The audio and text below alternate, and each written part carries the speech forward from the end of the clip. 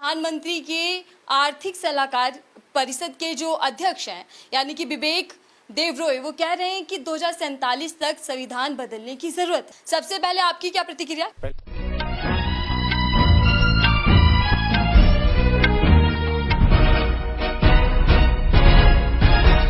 भारत देश का जो संविधान है उसको डॉक्टर आम्बेडकर साहब के चेयरमैनशिप में अभी करंट में आप लोग देखेंगे कि इसमें जो टोटल चीज़ें हैं इसके साथ में, वो टोटल में से लगभग 22 पार्ट 22 से इसमें इसके शेड्यूल्स 395 आर्टिकल्स हैं, 395 आर्टिकल्स हैं। इसमें से अलग अलग सेगमेंट्स हैं, अलग अलग सेगमेंट्स में अलग अलग चीज़ें डिफाइन की गई हैं, पार्ट्स में भी डिफाइन की गई है, आर्टिकल्स में भी डिफाइन की गई है। अब मैं बात करना चाहता हूँ कि आर्टिकल्स जो 12 से लेकर के 35 तक है, यानी आर्टिकल 12 से लेकर के 15 तक का जितना आर्टिकल से दिया हुआ है, उसमें इनको खुद ही नहीं पता कि what is the fundamental duties, what is the fundamental rights, what is the other types of the citizens rights, और प्रधानमंत्री की क्या लायबिलिटीज़ है, और उसके साथ में उसके जो एडवाइज़र हैं उनकी क्या लायबिलिटीज़ है, इसके बारे में उनको ये नहीं पता है। मुझे ये नहीं समझ में आता है कि भारत के संविधान की जो आत्मा है, जिसको अंबेडकर साहब ने बोला था कि भारत की जो आत्मा है वो उसको कभी भी आप हटा नहीं सकते हैं। दूसरी चीज़, भारत देश के संविधान में कुछ चीज़ें ऐसी रखी गई हैं जिसका कभी भी संशोधन नहीं किया जा सकता है। अब इसी के साथ में आप लोगों ने कभी सुना होगा कि चंद्रशेखर राव साहब जो थे हमारे बी चंद्रशेखर जी, वो पीएम, और उन्होंने एक बड़ा अच्छा स्टेटमेंट दिया था कि क्या, यदि मैं करेक्ट हूँ तो आप लोग थोड़ा सा ध्यान रखना उस चीज़ का, कि संविधान को हमने लाया है, ये संविधान हमें बनाया है या हम संविधान को बनाए हैं, ऐसे ही कुछ है स्टेटमेंट उनका। तो हमें ये, या संविधान गलत है या मैं गलत हूँ, शायद ऐसे ही कुछ है। तो मुझे समझ में नहीं आ रहा है कि जिस सेक्रेटरी जो एडवाइज़र साहब हैं, जिस पद पर वो बैठे हुए हैं, यूपीएससी के थ्रू बैठे हैं और यूपीएससी ने एग्ज़ाम लिया है, उसका प्रॉपर आर्टिकल्स है इसमें क्या कॉन्स्टिट्यूशन में, तब उनको जा कर के एक एग्ज़ाम दिया, एग्ज़ाम के बाद उनको ये सारी चीज़ें अथराइज हुई। ऐसे पीएम का भी पद है, ऐसे राष्ट्रपति का भी पद है, ऐसे उपराष्ट्रपति का पद है, ऐसे जुडिशरी का है, ऐसे पार्लियामेंट का है, ऐसे भारत देश की जितनी भी बहुत सारी कॉन्स्टिट्यूशन बॉडीज़ है, स्टैट्यूटरी बॉडीज़ हैं और भी एडमिनिस्ट्रेटिव बॉडीज़ हैं, उनको सबको प्रॉपर डिफाइन किया गया है। मुझे ये नहीं समझ में आता कि यदि पार्लियामेंट में ऐसे इस तरह से एडवाइजर पर्सनल लेवल पर बात करेंगे तो भारत जो विश्व का सबसे अच्छा लोकतंत्र माना जाता है उसका क्या होने वाला है। ये सारे के सारे statutory bodies, administrative bodies, prime minister, president, vice president और इसके साथ में एमपीज, एमएलएस और जितने भी छोटे से छोटे पद तक होते हैं, संवैधानिक पद जितने भी हैं, वो सब के सब टूट जाएंगे। इसका मतलब पूरी भारत देश की अर्थव्यवस्था जितनी है, भारत देश का जो स्ट्रक्चर है, भारत देश की जो राजनीतिक स्ट्रक्चर है, भारत देश का जो अन्य तरह के स्ट्रक्चर्स हैं, वो सारे के सारे टूट जाएंगे। विश्व का जो सबसे खूबसूरत भारत देश का संविधान है, उसको उनको पूजा करते हुए इस चीज़ को माफ़ी मांगनी चाहिए कि मुझसे गलती से मैंने बोला है और इसको मैं वापस ले रहा हूँ। आपने देखा होगा कि जब भारत देश आज़ाद हुआ था 1947 में, तो आज देखिए भारत देश की तरह संविधान पाकिस्तान के पास नहीं है। देखिए उसकी दशा क्या है। विश्व में इतने अच्छे खूबसूरत संविधान नहीं है, उनकी दशाएं देख लीजिए। पर अमेरिका भी एक बड़ा कंट्री, डेमोक्रेटिक कंट्री। बदलाव की जरूरत है, नए संविधान की जरूरत है, ये लेख में लिखा गया है। तो क्या वाकई लगता है कि संविधान बदलने की जरूरत अब आ पड़ी है? देखिए, संविधान बदलने की ज़रूरत नहीं है, अभी तो कुछ है ही नहीं है संविधान के बहुत सारे आर्टिकल्स, मुझे लगता है कि जो 395 आर्टिकल्स हैं, उनको तो बहुत सारे फिनेंशियल एडवाइजर साहब खुद ही नहीं जानते होंगे कि मुझे कहाँ यूज करना चाहिए।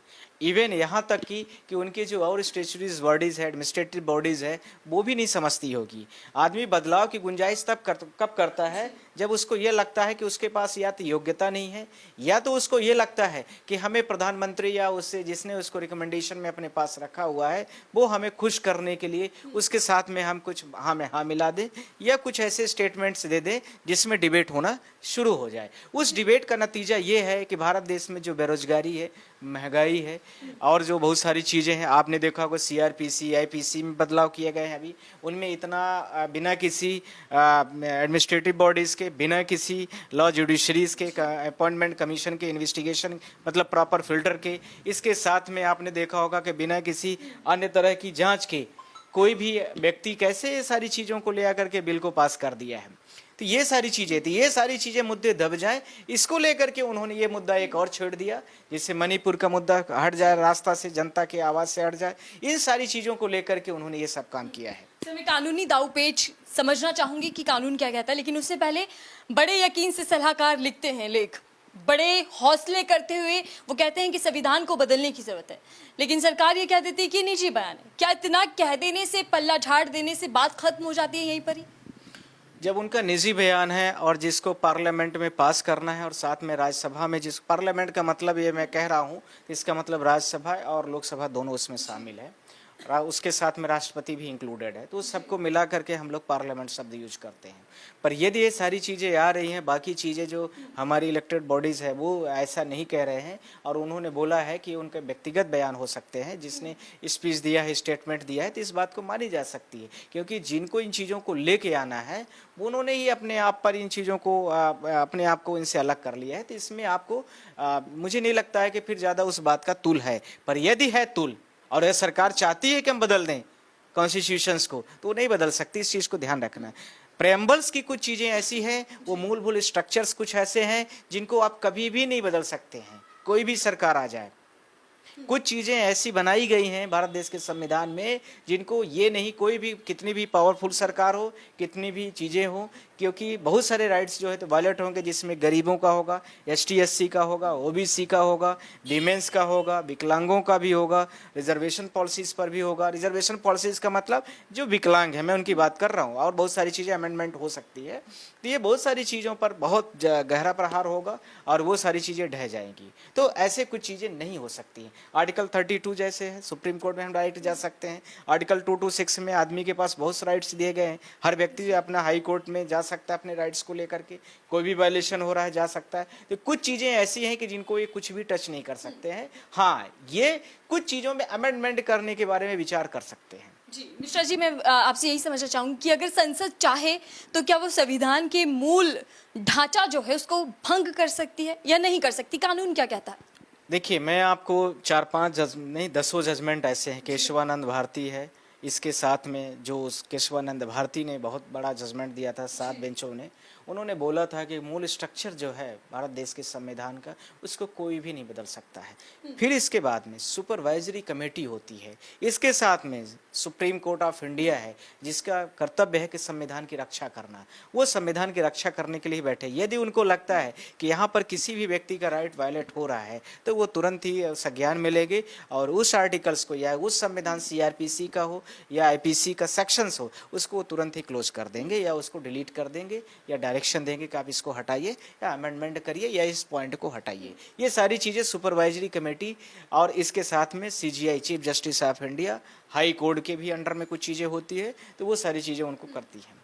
लेकिन क्या संसद संविधान में संशोधन करा सकती है? संविधान में संशोधन, दिस इज द पार्ट, मतलब second part of the issues. पर आपने संविधान की बात किया है, संविधान को कोई भी नहीं बदल सकता, उसकी आत्मा को कोई नहीं बदल सकता, उसके जो बेसिक स्ट्रक्चर है उसका कोई नहीं बदल सकता है। ये सब कहने की बातें हैं। और यदि कोई ऐसा कह रहा है तो भारत देश में जो लोग हैं, भारत देश के जो मूल नागरिक हैं, जो सिटीजन हैं भारत देश के, जो आर्टिकल 5 से लेकर के 11 में दिया गया है, उन सब चीज़ों को वो चैलेंज कर रहा है कि वो भारत देश के नागरिक होने के बावजूद भी वो इस तरह से यदि बात कर रहा है कोई भी व्यक्ति, तो उसको नहीं करना चाहिए, उसको माफ़ी मांगना चाहिए कि हम ये कर रहे हैं या ऐसी चीज़ें आ रही हैं या हम संविधान को बदलना चाहिए। आपका पर्सनल ओपिनियन है तो अपने घर में रखिए। आपको लेख में लिखने की क्या ज़रूरत है? आप पब्लिक में, सोसाइटीज़ में क्या मैसेज देना चाहते हैं? तो ऐसे नहीं होना चाहिए। सर, मैं आखिरी सवाल आपसे लेना चाहूँगी, क्योंकि आप जानकारी बेहद रखते हैं, तमाम चीज़ों को समझते हैं। कानून क्या कहता है? क्योंकि हमने देखा कि अफवाहें तो एक लंबे समय से उड़ रही हैं कि संविधान बदल दिया जाएगा। क्या वाकई संविधान बदला जा सकता है? ये आसान है? कानून इस चीज़ की मंजूरी दे देगा? 2 पार्ट हैं केस के, संविधान बदलना और केस में आर्टिकल्स में संशोधन करना या केस में संशोधन करना। दोनों को मैं बार बार कहना चाहता हूँ कि भारत देश का जो संविधान है, जो आत्मा है, उसको कोई भी नहीं बदल सकता है। इस चीज़ को ध्यान रखिए। अब आप लॉ की स्टूडेंट है नहीं और संविधान की भी स्टूडेंट नहीं है। मेरा तो IAS का इंटरव्यू का वो है, काफ़ी अनुभव है कि मैं बच्चों का इंटरव्यू लेता हूँ, तो उसमें मैं सारी चीज़ें पूछता हूँ। पर मैं इतना कहना चाहता हूँ कि भारत का इस संविधान को, जो बेसिक स्ट्रक्चर है, उसको कोई भी नहीं बदल सकता है। इतने बड़े बड़े जजमेंट हैं कि वो सारे जजमेंट हम रिफ़र करेंगे। इसके साथ में यदि ऐसा कुछ भी चीज़ें अमेंडमेंट आती है संविधान तो बदलने की बात मैं कर नहीं रहा हूँ, अमेंडमेंट करते हैं, कुछ संशोधन करते हैं, कोई बिल लाते हैं, संशोधन के पार्लियामेंट में करते हैं, तो उसमें यदि कुछ फॉल्स है और कुछ कर सकते हैं तो वो कोई भी पार्टी कर सकती है बहुमत के साथ में। पर ध्यान रखना कि जब आप संविधान की बात करते हैं कि संविधान में बदलाव किया जा सकता है या कुछ भी ऐसा, संविधान में पूरी तरीके से बदलाव कोई भी नहीं कर सकता है, इस चीज़ को आप ध्यान रखिए। उसकी मूल आत्मा को, उसके बेसिक स्ट्रक्चर्स को कोई भी नहीं कर सकता, और यदि कोई करने की हिम्मत करता है, जरूरत करता है, तो सुप्रीम कोर्ट में वो सारे लॉयर्स उसको चैलेंज करेंगे। सारे लोगों प्रैक्टिशनर जो अच्छे लॉयर सुप्रीम कोर्ट में या हाई कोर्ट में या लोअर कोर्ट तक जहाँ तक भी हैं, जो लोग जैसे हैं प्रोफेशनल लेवल पर, वो सब लोग चैलेंज करेंगे। और उसमें कोई करे या ना करे, पर मैं ज़रूर करूँगा, यदि कुछ गड़बड़ रहा तो मैं ज़रूर करूँगा। सर, एक छोटी सी बात मुझे आपसे बात से याद आया कि काफ़ी लोगों की प्रतिक्रिया इस पर आ रही है, जब से संविधान को लेकर चर्चा बढ़ गई है कि संविधान बदल सकता है, तो ऐसे में लोग कह रहे हैं कि बाबा साहेब जैसा संविधान देश को कोई दे नहीं सकता, उनका दिया संविधान सबसे बेहतर है। तो आपको क्या लगता है? अभी तक जो भारत देश का संविधान है, वर्ल्ड में इस समय पर 197 के आसपास कंट्री हैं, उसमें से वर्ल्ड की इतनी कंट्रीज में से भारत देश के संविधान से खूबसूरत और मिश्रित संविधान किसी के पास नहीं है। इस चीज़ को हम अप्रिशिएट करते हैं, और साथ में ये भी कहते हैं कि जो भारत देश के उस समय पर प्रधानमंत्री, उस समय के जो लॉ मिनिस्टर, एजुकेशन मिनिस्टर उस समय हुआ करते थे, उनकी इतनी दूर सोच थी। आप उसका जीता जागता उदाहरण अभी इसरो को देख सकते हैं